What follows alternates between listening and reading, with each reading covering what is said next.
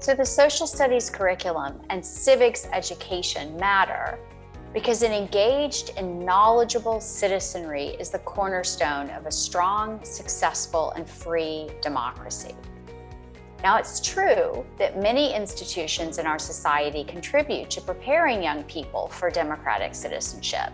Nevertheless, governments around the world, including our own, depend upon the K-12 educational system to provide the foundational knowledge, skills, and dispositions that are essential to successful citizenship.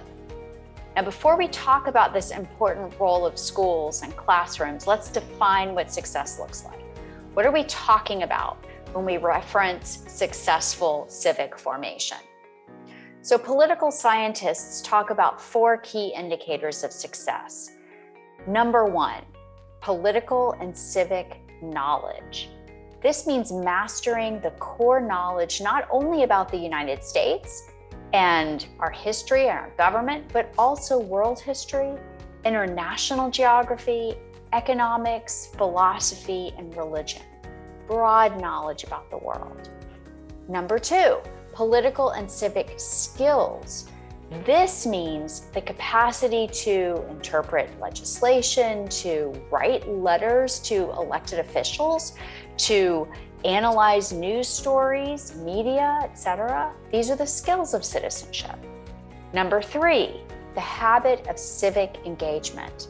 This means participating in community, participating in civil society, participating in democratic elections, being engaged.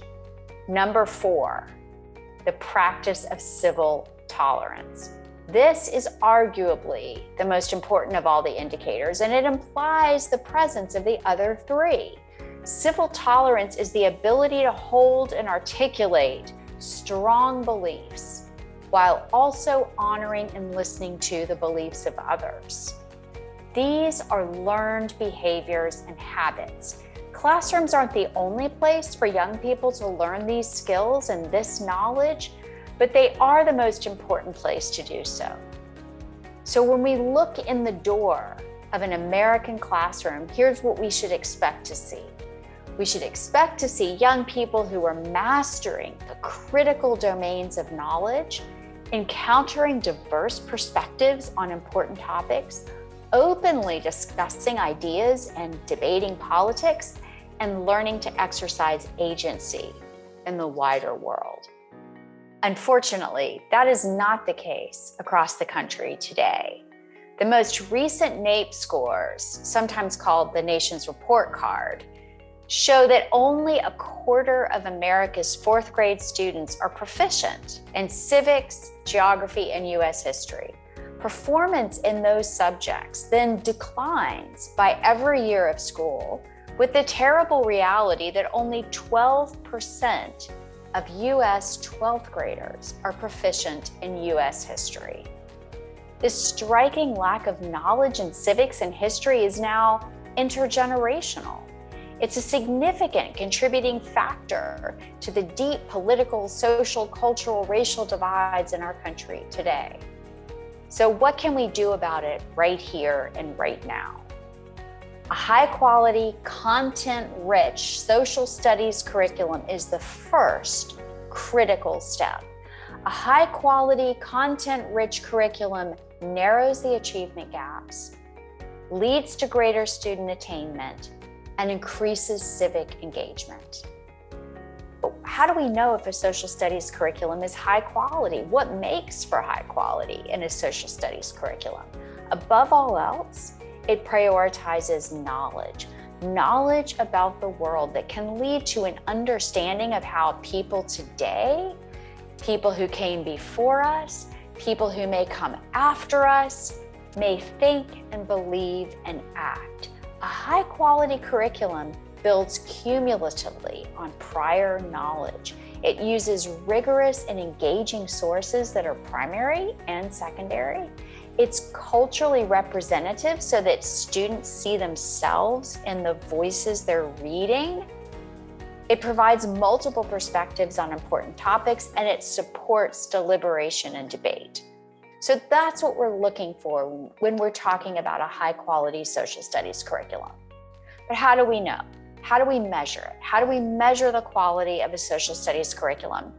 Well, evidence-based reviews on social studies materials are few and far between. That's why the Johns Hopkins Institute for Education Policy designed our social studies knowledge map. The social studies knowledge map looks closely at exactly what our students are being taught or not taught in their social studies civics classrooms. The review process is meticulous. Our teacher experts map every single piece of student-facing material across an entire curriculum to determine the background knowledge that this material supports, the depth and the quality of that material, the extent to which it incorporates multiple perspectives, and the presence of primary sources, to name a few. So the first part of the review, every item that students encounter is individually categorized into the high-level domains of knowledge like civics and government, or U.S. history since 1865, or ancient civilizations, as well as specific topics within those domains, such as the Constitution, or the Great Migration, or the early Roman Empire.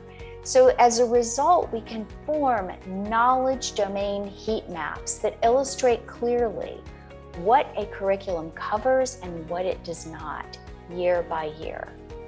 Secondly, each of these sources is scored in a quality and coherence rubric.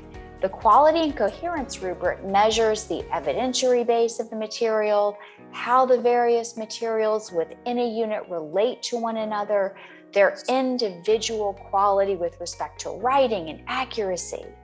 And the resulting quality and coherence maps answer such questions as, does this specific primary source help the unit? Would it be better placed in a different unit? Is it strong enough to be included at all? So it helps curriculum and designers at the district level or the publishing level look at what belongs in which units and where. Third, we conduct a unit-by-unit analysis of whether there are multiple perspectives on important issues and whether the teacher-facing materials encourage classroom debate and deliberation. Multiple perspectives and deliberation and debate encourage long-lasting political and civic engagement and reinforce civil tolerance. Finally, we bring it all together in a final report that includes detailed recommendations that help inform instruction, policy, and procurement decisions at all levels of K-12 education. And they also can help curriculum providers improve their materials. The bottom line, we must ensure intellectually challenging curriculum and instruction for all American students, not just privileged American students, all American students.